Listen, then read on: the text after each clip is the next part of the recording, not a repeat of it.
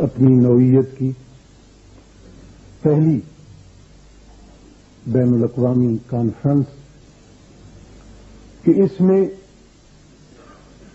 کچھ ادھر کا بھی اشارہ شامل ہے کہ جگر نے کہا میری طلب بھی کسی کے کرم کا صدقہ ہے، میری طلب بھی کسی کے کرم کا صدقہ ہے، قدم یہ اٹھتے نہیں ہیں اٹھائے جائیں۔ علی کو حق نے اتارا تو عین کعبے میں، اور کھلی جو آنکھ تو پہلے خدا کا گھر دیکھا۔ میرے نزدیک جو خدا کا گھر تھا وہی علی کا گھر بنا۔ وہ بیت اللہ بھی ہے، بیت علی بھی ہے۔ قیامت تک اربوں افراد جب اللہ کے گھر کا طواف کریں گے تو گویا علی کی جائے پیدائش کا بھی طواف کریں گے۔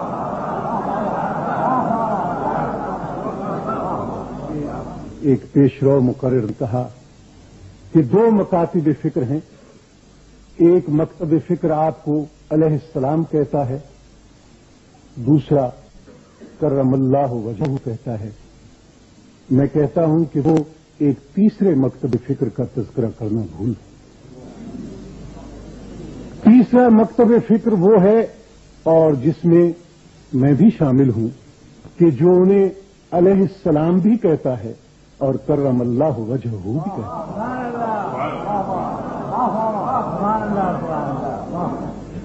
مگر کرم اللہ وجہہ کیوں کہا جاتا ہے؟ ان کا ماتھا خدائے واحد کے سوا کبھی کسی کے آگے نہیں جھکا۔ ان کی سانس ایک ایک سانس کبھی شرک سے آلودہ نہیں ہوئی۔ تاریخ اٹھاؤ، اس میں بھی تمہیں بحثیں ملیں گی کہ سب سے پہلے اسلام کون لایا۔ میرے ایک دوست نے اس کی طرف اشارہ بھی کیا۔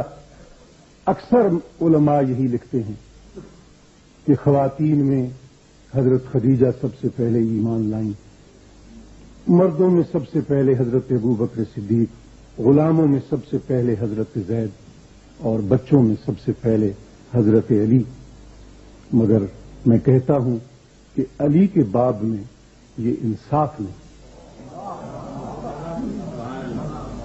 اسلام لانے کا سوال تو اس کے باب میں پیدا ہوتا ہے جو پہلے کسی دوسرے مذہب کا ماننے والا ہے۔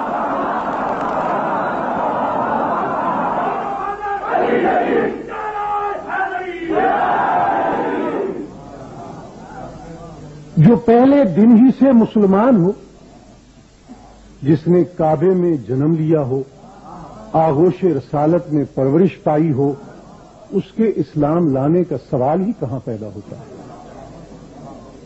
تو بات یہ ہے، اور میں اگر تاریخ لکھنا چاہوں تو علی کے اسلام کے باب میں یوں لکھوں گا کہ علی مرتضی پہلے مسلمان نہ تھے، پہلے ہی مسلمان تھے۔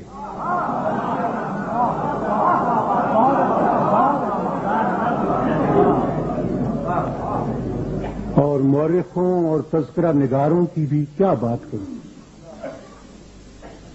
صرف اسی ضمن ہی میں تو انہوں نے جناب امیر سے زیادتی نہیں کی۔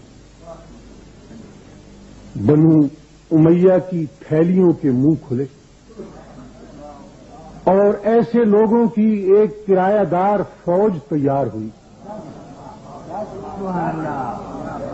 جنہوں نے زبان اور قلم سے علی اور آل علی کو گالیاں دینا اپنی زندگی کا مشن بنا لیا۔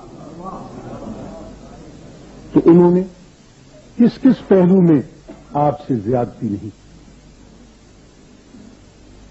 آپ سب تاریخ پڑھنے والے لوگ ہیں، کتابیں اٹھا کر دیکھیے، جناب علی مرتضی کا جو حلیہ ان کتابوں میں لکھا ہے، اسی سے وہ بغض آپ کو ٹپکتا نظر آئے گا کہ جو بنو امیہ کے پروپیگنڈے کا مرہون منت۔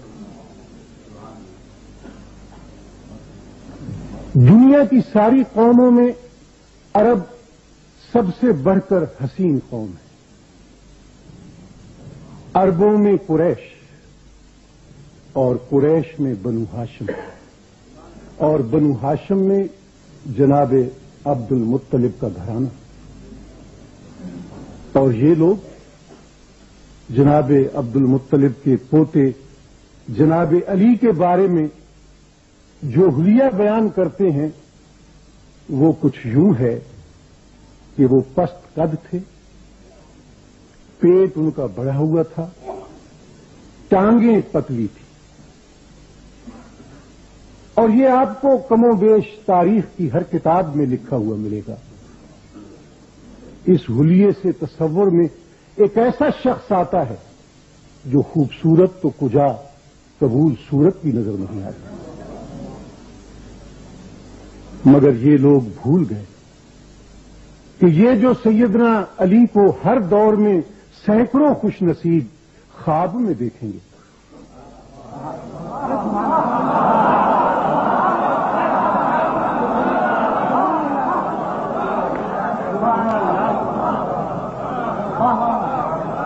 और कुछ खुशनसीबों को तो वो आलम बेदारी में भी नजर आएंगे।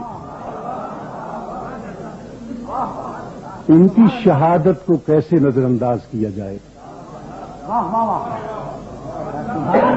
मैं दूर की बात नहीं करता, इसी मजलिस में हमारे दोस्त अली सिद्दीकी मौजूद हैं, जिन्हें जनाब अली ख्वाब में नजर आए और उनकी जिंदगी बदल कर रह गई। किसी मुसलमान की बात नहीं करता, एक गैर मुस्लिम पारसी की बात कर रहा हूं। कल जामिया मिलिया के वाइस चांसलर ने उनकी किताब का जिक्र किया। वो मामूली आदमी नहीं, कई किताबों के मुसन्निफ, मशहूर सहाफी और इंग्लैंड में ऑक्सफोर्ड यूनियन के पहले और अब तक आखिरी हिंदुस्तानी सदर। उनका नाम मिस्टर एफ.डी. कराका है, जिनकी खुद नविश्त सवाने हयात का नाम है देन केम हजरत अली। मौला अली ने इस शख्स पर क्या क्या करम किए, कैसे ख्वाब में आकर उसकी जिंदगी बना दी, ये तफसील में जाने का मौका नहीं। सिर्फ उस ख्वाब की बात कर रहा हूं जिसमें मिस्टर कराका ने जनाब अली की ज़ियारत। जब जनाब अमीर उसके सामने आए तो वो कैसे लग रहे थे। एक मुस्लिम नहीं, एक गैर मुस्लिम शहादत दे रहा है। अल्फाज पर गौर कीजिएगा। वो लिखते हैं, but I couldn't see anything accept A blinding light. मगर मैं इसके सिवा कुछ नहीं देख सका कि एक नूर चमका, एक जलवा सामने आया और मेरी आंखें चुंधिया गई। It was like looking in to the सन। ये ऐसे था जैसे सूरज के अंदर देखा जाए। मुझे शेर याद आ गया, निगाह बर्क नहीं, चेहरा आफताब नहीं, वो आदमी है मगर देखने की ताब नहीं। करमल्लाहु वजहहू, जिसके चेहरे को अल्लाह ताला ने खुसूसी फजीलत से सरफराज फरमाया, और सिर्फ उन्हें ही सरफराज नहीं फरमाया, उनके तमाम आबाओ अजदाद को भी सरफराज फरमाया। मेरे दोस्त अल्लामा आगा रूही किबला ने ये बात तशना छोड़ दी। वो इख्तिलाफात में नहीं पड़ना चाहते थे, मगर मैं मेहमान होने का फायदा उठा रहा हूं।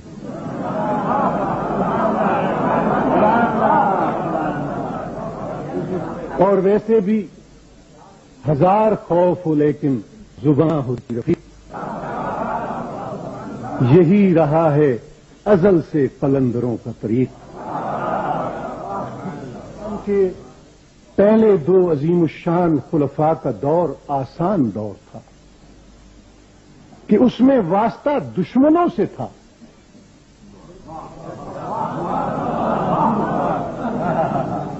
اسلام کے پہلے دو عظیم الشان خلفاء کا دور آسان دور تھا کہ اس میں واسطہ دشمنوں سے تھا، مرتدوں سے تھا، منکرین زکات سے تھا، مگر جناب علی کے مقابلے میں خود مسلمان کہلانے والے بزرگ تھے. آپ نے اپنے عمل سے سبق دیا کہ جب کلمہ گو مسلمان بھی اسلامی نظام کے خلاف بغاوت برپا کر دیں تو ان کے خلاف تلوار اٹھانا بھی عین شریعت کے مطابق. اور ہاں، آج اس کا جشن ہے جس نے ساری دنیا میں اسلام کی فتوحات کا رستہ ہموار کیا.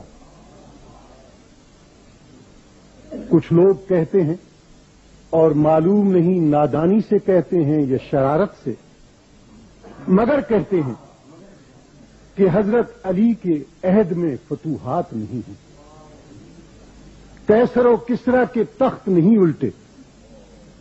میں کہتا ہوں انصاف شرط ہے. خود ہی بتاؤ، اگر بنیاد رکھنے والے نے اس کی بنیاد نہ رکھی ہوتی تو تاج محل بن سکتا تھا.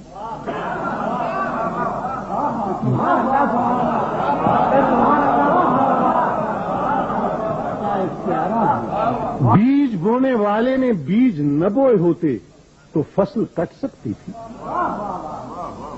اگر بدر و احد اور خیبر و خندق کے مارکے سر نہ ہوئے ہوتے، ذوالفقار حیدری نے عمرو ابن عبدود اور مرہب کو دو ٹکڑے نہ کیا ہوتا، اور بدر و احد میں بڑے بڑے دلاوروں کو موت کے گھاٹ نہ اتارا ہوتا تو ایران اور روم تک پہنچنے کی نوبت آ سکتی تھی.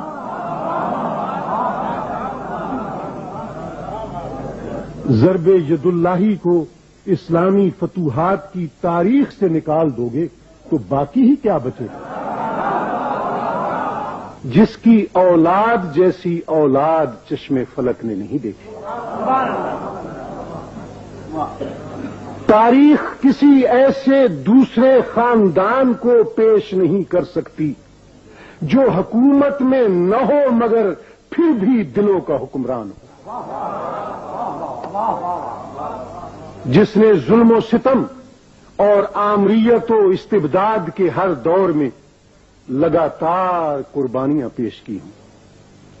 حضرت علی کا نام ایک ایسا پرچم ہے جس کے نیچے ہر مظلوم آ کر کھڑا ہو جاتا ہے. ہمیشہ ہمیشہ کے لیے ایسا فرق پیدا کر گئے کہ بعد کے کسی دور میں باطل کو حق سے بیعت طلب کرنے کی جرأت نہیں ہو سکتی. باطل نے حق سے پھر کبھی بیعت طلب نہ کی. باطل نے حق سے پھر کبھی بیعت طلب نہ کی. پھر کوئی کربلا نہ ہوئی کربلا کے بعد. سبحان اللہ. جب بنو امیہ اور بنو عباس کے حکمرانوں نے ظلم کا بازار گرم کر رکھا تھا تو یہ خانوادہ رسول اور علوی خاندان کے چشم و چراغ ہی تھے جو اپنے گریبانوں کا پرچم لے کر اٹھے اور مظلوموں کی آواز بن گئے. امام حسین کے پوتے جناب زید نے ہشام کے دور کے خلاف تحریک منظم کی اور حضرت امام حسن کے پوتے جناب نفس زکیہ نے منصور عباسی کے بالمقابل جان کی بازی لگا دی. اور دور کیوں جاتے ہو، امام خمینی کو دیکھ لو. ایک شہنشاہ وقت کو اس بوریا نشین درویش نے جس طرح شکست فاش دی ہے وہ تاریخ کا کوئی کم عجوبہ ہے؟ اس طرح جب جب تاریکی بڑھی، خاندان رسالت سے، خانوادہ سادات کے افق سے، اس طرح جب جب تاریکی بڑھی، خاندان رسالت سے، خانوادہ سادات کے افق سے ایک نہ ایک ستارہ ٹوٹا اور اس نے اپنی روشنی سے روحوں کی نگری میں اجالا کر دیا۔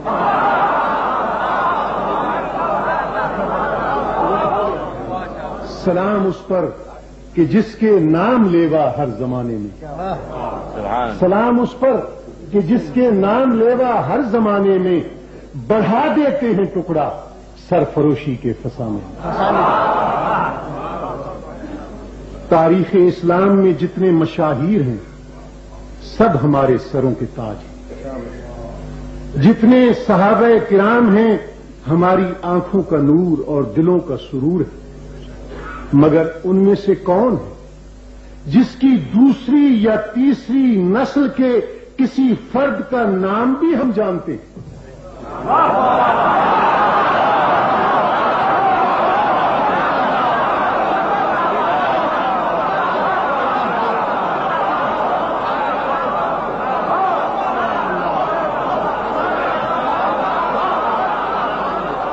مگر خانوادہ نبی و علی کو دیکھو،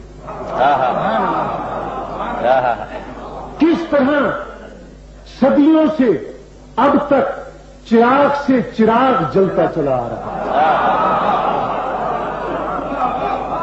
حسن اور حسین سے امام جعفر صادق تک، اور امام جعفر صادق سے ہوتے ہوئے امام موسیٰ کاظم اور امام رضا تک، اور امام رضا سے لے کر مہدی آخر الزماں تک۔